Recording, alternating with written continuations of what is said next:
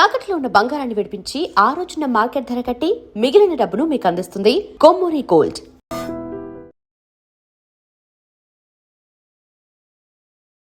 నమస్కారం, welcome to I dream. ధర్మ మార్గం విత్ విజిత కార్యక్రమానికి స్వాగతం.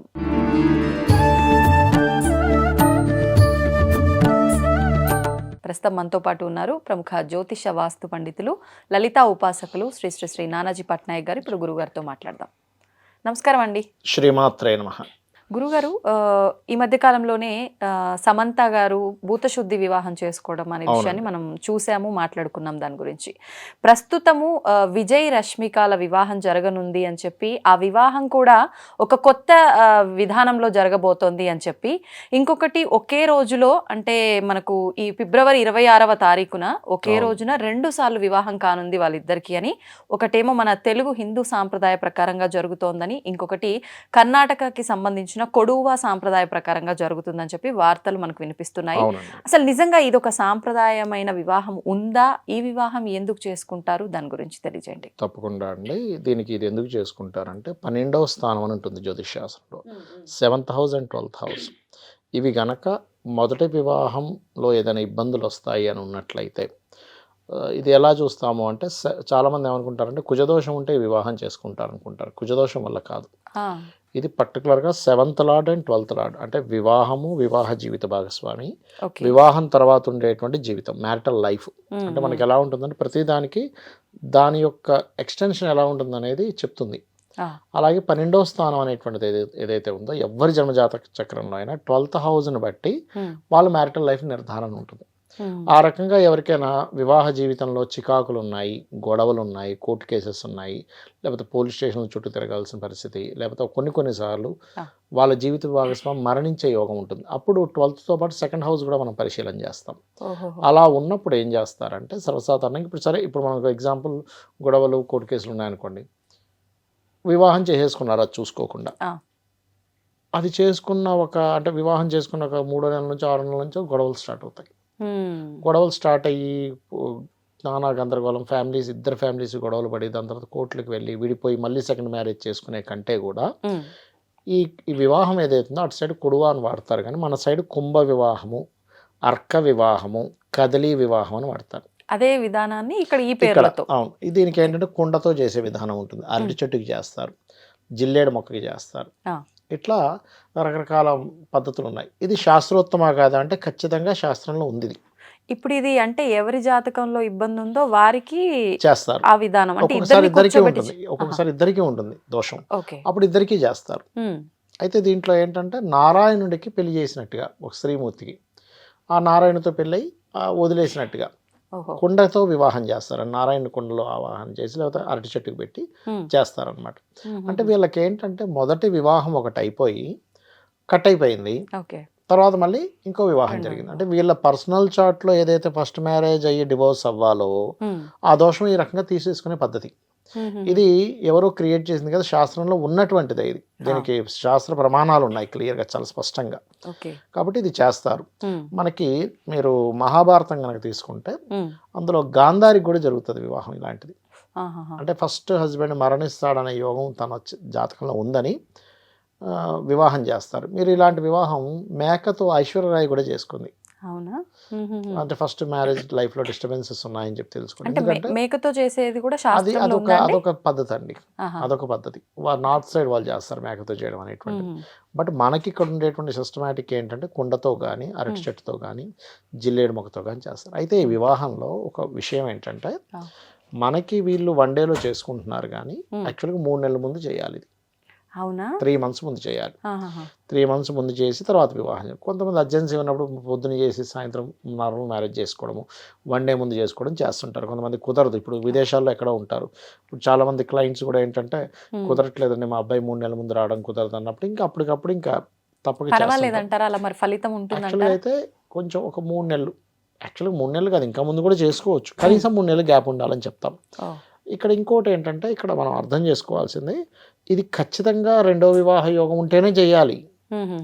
2వ వివాహ యోగం లేనప్పుడు చేస్తే అసలు వివాహం అవ్వదు వీళ్ళకి. మళ్ళీ ఓకే ఓకే ఫస్ట్ మ్యారేజ్ అయిపోయింది, ఒకటే సెకండ్ మ్యారేజ్ మ్యారేజ్ లేదు జాతకంలో. ఓకే ఓకే సెకండ్ మ్యారేజ్ లేనప్పుడు మీరు అది చేస్తే ఏం లాభం?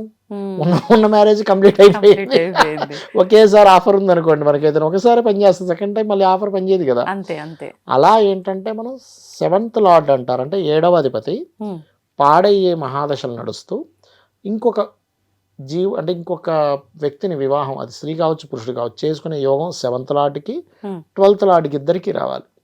ఇద్దరికి వచ్చి చేయాలి. చాలా మంది తెలియక కుజదోషం ఉంటే చేయించేస్తున్నారు, అది చాలా పెద్ద దోషం. కుజదోషానికి చేయించడం ఏంటండి? కుజదోషానికి చెప్పలే ఎక్కడో కూడా శాస్త్రంలో. 2 వివాహాల యోగం ఈజ్ డిఫరెంట్, కుజదోషం ఈజ్ డిఫరెంట్. ఇంకోటి ఏంటంటే కుజదోషం అనేది మనకి ఎప్పుడు వివాహం జీవితం మీద ఎఫెక్ట్ ఇవ్వాలని రూల్ లేదు. అది లగ్నంలో ఉందనుకోండి జీవుడికి ఎఫెక్ట్ ఇస్తుంది, అంటే ఓవర్ హైపర్ ఇవ్వడం. 2వ స్థానంలో కుటుంబంతో కొట్లాడుతుంటాడు కానీ జీవిత భాగస్వామితో కొట్లాడాలని రూల్ లేదు. అదర్వైజ్ ఇప్పుడు 2nd హౌస్లో పాడయ్యింది అనుకోండి కుజదోషం, అప్పుడు జీవిత భాగస్వామికి యాక్సిడెంట్స్ అవుతుంటాయి. 3వ స్థానంలో కుజదోషం వర్తించదు. ఇంకోటి ఏంటంటే కుజదోషానికి రూల్స్ ఏంటంటే మనకి కొన్ని లగ్నాలు కుజదోషం వర్తించదు. వేటికి? మేషము, కర్కాటకము, సింహము, ధనస్సు, వృశ్చికము, ధనస్సు, మీన లగ్నాలు కుజదోషం వర్తించదు. అలాగే కుజుడు శుభగ్రహాలతో కుజదోషం వర్తించదు. ఇక్కడ ఎంతసేపు మనం కుజదోషం ఉందని వెంటనే చేసేస్తారు, కానీ కుజదోషం ఉందా లేదా, అది నలిఫై అయిపోయిందా, క్యాన్సిల్ అయిపోయిందా కుజదోషం అనేది చూడాలి. పుట్టి కుజదోషానికి ఇది చేయకూడదు. ఏంటంటే ఇప్పుడు ఏ స్థానంలో ఉంటుంది, 4వ స్థానంలో కుజుడు పాడేయడం అనుకోండి, ఓన్లీ భూముల మీద వస్తుంది ఎఫెక్ట్ వీళ్ళకి, కానీ మ్యారిటల్ లైఫ్ మీద రాదు. పంచమంలో అయింది అనుకోండి కుజదోషం, అప్పుడు మనకి సంతానం పొందే విషయంలో ఇబ్బంది వస్తుంది. కానీ ప్రతి ఒక్కరిలో ఉన్నది మాత్రం వివాహం అనే ఫిక్స్ అయిపోతారు తెలియక. ఇప్పుడు అన్ని బ్లడ్లు రెడ్ గానే ఉన్నాయని ఏది పడితే అది ఎక్కిస్తే ఎలా ఉంటది? గ్రూప్ ఉంటుంది కదా, 8 గ్రూప్స్, ఆ 8 గ్రూప్స్లో ఏ గ్రూప్ మీద ఎక్కిస్తారు. అట్లా ఏంటంటే మీరు కుజదోషం ఉందని తొందరపడి ఇలాంటి వివాహాలు చేయకూడదు. ఒకటి, 2 వివాహాల యోగం ఉంటేనే చెయ్యాలి. ఒక్కొక్కసారి 2 వివాహాల యోగం లేకుండా కేవలం డిస్టెన్స్ ఉంటుంది. ఇప్పుడు ఇందాక జాతకం చెప్పాము, నేను చెప్పాను అమ్మ మీకు మీరు మీ వారు కొన్ని సంవత్సరాల పాటు మీరు ఇండియాలో ఉండడం, అతను యుఎస్లో ఉండడం జరిగిందా? అవునండి, ఒక 7 years ఉన్నామన్నారు. అంటే దాని అర్థం ఏమిటి? వాళ్ళకి జస్ట్ డిస్టెన్స్ ఉండే యోగం ఉంటుంది, కానీ ఫస్ట్ మ్యారేజ్ ఖచ్చితంగా కట్ అయిపోయి సెకండ్ మ్యారేజ్లోకి వెళ్ళే యోగాలు ఉండవు. అది చాలా క్లీన్గా మనకి 12th లార్డ్ ఎలా ఉన్నాడు, ఏ నక్షత్రం మీద ఉన్నాడు, 7th లార్డ్ ఎలా ఉన్నాడు, వాళ్ళకి ఏ దశలు నడుస్తున్నాయి, వాళ్ళకి ఏ యోగం ఉంది చూసుకోవాలి. సమ్ టైమ్స్ ఏమవుతుంది అంటే వీళ్ళలో స్వల్ప దోషం ఉంటుంది, వచ్చే అబ్బాయి జాతకంలో బాగుంది అనుకోండి, నలిఫై అయిపోద్ది. అంటే ఎగ్జాంపుల్, మీరు మీ ఫ్రెండ్ కలిసి కాశీ వెళ్దాం అనుకున్నారు అనుకోండి, మీ వెళ్ళి రావడానికి 50,000 ఖర్చు అనుకుందాం. మీ ఫ్రెండ్ దగ్గర డబ్బులు లేవు, కానీ మీ దగ్గర 50,000 ఉన్నాయి, వెళ్ళొచ్చేస్తారు. లేకపోతే మీ ఫ్రెండ్ దగ్గర 30,000 ఉన్నాయి, 20,000 ఉన్నాయి, ఇంకొక అమ్మాయి దగ్గర ఎవరి దగ్గర మీ దగ్గర 30 ఉన్నాయి, సరిపోతాయి 50,000. అలా కాకుండా ఆవిడ దగ్గర ఒక 20,000 ఉన్నాయి, మీ దగ్గర ఏమి డబ్బులు లేకపోతే, లేకపోతే ఆవిడ దగ్గర ఏం డబ్బులు లేకపోతే, ఎలా అయితే జర్నీ సాగదో వివాహం విషయంలో కూడా ఇద్దరు జన్మజాత చక్రాల్లో బాగున్నాయి, ఏం పర్లేదు, డిస్టర్బెన్సెస్ ఉన్నాయి, ఈ రెమెడీ చేసుకోవాలి. ఈ రెమెడీ ఏంటంటే ఇవాళ రేపు సొసైటీలో ఏదైతే తలెత్తుతున్నాయో విషయాలు, విడాకులు డిస్టర్బెన్స్ అనేది ఒక రకంగా మనం అర్థం చేసుకోవాలి. ఓకే, దీనివల్ల మనకి ఎందుకంటానండి, కేవలం వాళ్ళిద్దరు విడిపోవడం కాదు, ఇక్కడ ఫ్యామిలీలు డిస్టర్బ్ అయిపోతాయి. తల్లి బాధపడుతుంది, తండ్రి బాధపడతాడు, వాళ్ళకి పొరపాటున పిల్లలు పుడితే పిల్లలు బాధపడతారు. ఇప్పుడు ఏమైపోయిందంటే సొసైటీలో అదొక ఫ్యాషన్ కూడా అయిపోయింది. నేను సింగిల్, ఇప్పుడు నేను సింగిల్ మామ అంటారు, లేకపోతే సింగిల్ డాడ్ అంటారు, లేకపోతే తిరిగేస్తున్నారు, ఇంకో పెళ్లి చేసుకోవచ్చు అనుకుంటున్నారు. ఇంకొంతమంది ఏంటంటే కట్ అయిపోయాక అసలు వివాహమే చేసుకోకుండా ఓన్లీ రిలేషన్స్లో ఉంటే బెస్ట్ అనుకుంటారు. కానీ అది వయసులో ఉన్నంతసేపు ఓకే, కానీ ఒక ఏజ్ వచ్చిన తర్వాత సరైన పార్ట్నర్ లేకపోతే ప్రాబ్లం అవుతుంది. నేను సెకండ్ మ్యారేజ్, థర్డ్ మ్యారేజ్ చేసుకోవడంలో తప్పనట్లేదు, కానీ సింగిల్గా ఉండిపోవడం చాలా ప్రాబ్లం ఇస్తుంది తర్వాత. ఇప్పుడు మీరు ఇలాంటి వివాహం ఏమైనా చేస్తున్నారా మన దగ్గర? మా క్లయింట్స్కి ఎవరికైనా కావాలంటే చేయిస్తుంటారు. ఒకవేళ ముందే అంటే జాతకం చూసి దాన్ని బట్టి కొంతమంది చెప్తారు, కొంతమంది క్లియర్ గా చెప్తారు. ఒకవేళ ఇది ఉంది అన్నట్లుగా తెలియకుండా వివాహం చేసేస్తే మళ్ళీ తర్వాత దీనికి పరిష్కారం ఏమైనా ఉంటుందంటారా? దానికి తమిళనాడులో ఒక సిస్టమ్ ఉందండి, మరుమాంగళ్యము అంటారు. అంటే మళ్ళీ వివాహం చేస్తారు వాళ్ళకి ఇంకో ముహూర్తం పెట్టుకొని, వీళ్ళిద్దరికి. దానికంటే కూడా వీళ్ళిద్దరికే చేస్తారు, దానికంటే కూడా కుంభ అర్క వివాహాలే బాగా పనిచేస్తాయి. వీళ్ళు ఏం చేస్తారంటే కొన్నిసార్లు 2 వివాహాల యోగం పక్కన పెట్టేసి, వివాహ సమయం మీరు సరైన సమయంలో చేసుకోలేదు, ముహూర్తం పాడైంది కాబట్టి 2 మరోసారి చేసుకోండి అంటారు సేమ్ వాళ్ళకి.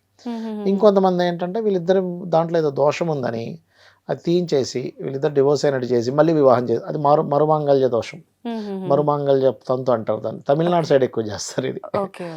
అది ఇప్పుడు అంటే మీరు వాళ్ళ పర్సనల్ డేట్ ఆఫ్ బర్త్ లేకపోయినా మీరు అంటే వేరే ఇంకెన్నో ఉండాలండి, విధాలుగా కూడా చెప్తూ ఉంటారు ఉండాలి. కదా, అది ప్రశ్నపరంగా చెప్పొచ్చు. అలా ఏమైనా చెప్పే అవకాశం ఉందా? అంటే నిజంగా వీళ్ళు ఎందుకు ఉండొచ్చండి, చేసుకుంటున్నారు, ఏ ఇబ్బంది వల్ల అనేది ఉండొచ్చు, చెప్పొచ్చు, ఉమ్. చెప్పొచ్చండి. ఇప్పుడు ఎగ్జాంపుల్ మాట్లాడదాం. ఇప్పుడు ఎగ్జాంపుల్ ప్రశ్న వేసుకుందాం. ఇప్పుడు ప్రశ్న అంటే వాళ్ళ ఎప్పుడు కూడా ఎవరి జన్మజాతకాల వల్ల ఇవ్వకుండా మనం మాట్లాడకూడదు. ఉమ్, ఉమ్. బట్ మీరు అడిగారు కాబట్టి జస్ట్ ప్రశ్న సంబంధంగా నేను మీకు ఒక విషయం ఇక్కడ మనం చూద్దాము. ఇప్పుడు మనం ప్రశ్న కనుక వేసుకుంటే ఇవాళ మనం మాట్లాడుకుంటున్నామండి. ఉమ్. 25వ తేదీ 2వ నెల 2026 మధ్యాహ్నం 12:59 హైదరాబాద్లో ప్రశ్న పడింది. ఉమ్.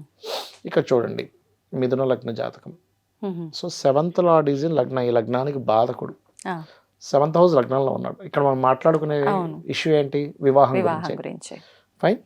సో ఇంకో విషయం చూడండి, 9వ స్థానంలో అధిక గ్రహాలు ఉన్నాయి. ఉమ్, ఉమ్, ఉమ్. అంటే 9 అంటే రెండో వివాహం. ఆహాహాహా. అంటే సంథింగ్ అక్కడ దోషముందనే భావనతోనే ఓకే. వీళ్ళ లైఫ్స్ చాలా బాగుండాలనే ఉద్దేశం. విషయంతోనే చేసుకుంటున్నారు. ఉమ్. సో ఇప్పుడు గురువు ఎప్పుడైతే లగ్నంలోకి వచ్చాడో ఇది నలిఫై అవుతుందని అర్థం. ఓకే. గురు బలం ఎక్కడికైతే వస్తుందో ఆ దోషం తీయడానికి గురువు ఉన్నాడు అక్కడ. ఉమ్, ఉమ్. కాకపోతే శని రాహులతో ఉన్న గురువు కాబట్టి ఎంతో కొంత చిన్న చిన్నవి ఇప్పుడు దోషం ఉన్నప్పుడు ఏమొద్దు అంటానండి, దోష పరిహారం చేసేసుకున్నాక పోతుంది. ఉమ్. కానీ మనం వాళ్ళు అర్థం చేసుకుంటూ ముందుకు వెళ్ళాలి ఎప్పుడైనా సరే. నేను మామూలుగా వేరే వాళ్ళకి కూడా వివాహం, ఈ కుంభ వివాహాలు, అర్క వివాహాలు చేసుకునేటప్పుడు ఒకటే చెప్తాను, ఆ. బాబు ఈ ప్రపంచంలో గొడవ పెట్టుకునే వాళ్ళు అంటూ ఎవ్వరూ ఉండరు. ఉమ్. కాకపోతే ఏంటంటే దాన్ని మీరు అర్థం చేసుకుంటూ వెళ్ళండి. ఇప్పుడు ఇక్కడ ఏంటంటానండి, మీకు ఒక చిన్న ఎగ్జాంపుల్ చెప్తా. ఒక ఆడపిల్లకి సంతానం కలగనంతసేపు కూడా హా.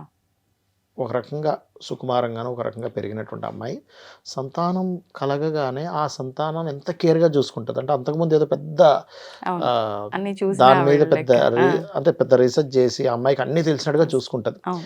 ఎక్కడి నుంచి చూసుకుంటుంది అలాగా అంటే ఉమ్. తను ఓన్ చేసుకుంది, నా బిడ్డ అని చూసుకుంది.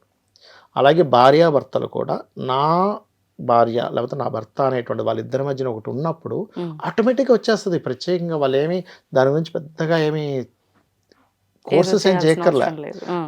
మ్యారేజ్కి ముందు ఇవాళ రేపు కౌన్సిలింగ్స్ ఉన్నాయి, ప్రీ మ్యారేజ్ కౌన్సిలింగ్స్ ఇవన్నీ. అవును.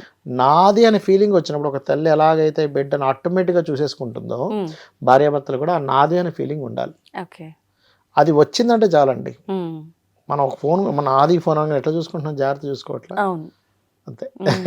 ఇప్పుడు మీరు అన్నట్టు ఈ కొడువ సాంప్రదాయం మన దగ్గర అయితే కుంభ వివాహం, కుంభ అర్క వివాహం, వివాహం అర్క రూపంలో వివాహం. ఉంటుంది. అంటే మరి ఇది కర్ణాటక పద్ధతిలో అని అన్నారు, అక్కడే దేనికి సంబంధించి చేస్తుండొచ్చు, మీకేమైనా ఇలాగే ఐడియా ఉందా? ఉంటుందండి, సేమ్ పేరు ఒకటే ఉంటుందా? మార్పు, ఓకే. ఓకే. కొంచెం పద్ధతులు మారుతాయి. ఉమ్. ఇప్పుడు ఇక్కడ ఎగ్జాంపుల్, ఇక్కడ నారాయణని పెడితే అక్కడ ఇంకో దేవతని పెడతారు. ఓహో. ఇక్కడ కొన్ని పదార్థాలు, ద్రవ్యాల్లో కొంత మార్పులు వస్తాయి, మంత్రాల్లో కొంత మార్పులు వస్తాయి. బట్ సిస్టమ్ మాత్రం, రెమెడీ మాత్రం దానికే ఉంటుంది. తంతంతా మొత్తం వివాహం ముందు నుంచి చివరి వరకు ఎలా ఆచరిస్తారో అలాగే అలానే ఉంటుందండి, ఉంటుందా? అలాగే ఉంటుందండి. ఓకే. ఆ ఓకే. వివాహం అయిన తర్వాత వాళ్ళు డ్రెస్, వాళ్ళ ఒంటి మీద ఉన్న బట్టలు తీసేస్తారు, పడేస్తారు. ఉహు. అదంతా ఏదైతే అదంతా తీసుకెళ్ళి నదిలో వేసేస్తారు, ఓకే. చెరువులోనో నదిలోనే ఉమ్. వేస్తారు అవి. అంటే ఏదైనా మనం గ్రహ పూజలు ఇంకోటి చేయించుకుంటే ఏంటంటే అది జరిగిన తర్వాత, ఆ వివాహం జరిగిన తర్వాత వెంటనే తల్లిని చూడకూడదు. వాళ్ళు వచ్చి దేవుడి దగ్గర దండం పెట్టుకుని బొట్టు పెట్టుకున్నాక చూడాలి. ఓహో. ఎందుకండి? అది ఆ ప్రాసెస్లో ఉంటుంది. అది ఆహాహా. అంటే చూస్తే ఏమైనా దోషమనా? చూస్తే దోషం అన్నట్టుగా చెప్తారు ఓకే. దాంట్లో. ఓకే. అట్లా. ఓకే. ధన్యవాదాలండి. శ్రీమాత్రే నమః. దీన్ని తవ్వండి, తవ్వుతూనే శివలింగం. పరమాత్మకు జీవా సరే దాన్ని అట్లా కప్పేసేయండి, చూపించదండి. Krishna is there. మూర్తి పూజ కాదు, సాక్షాత్ బ్రజేంద్ర నందన భగవాన్ ఉన్నారు మూర్తిలో. ఏమీ ఆశించకుండా ఆరాధించే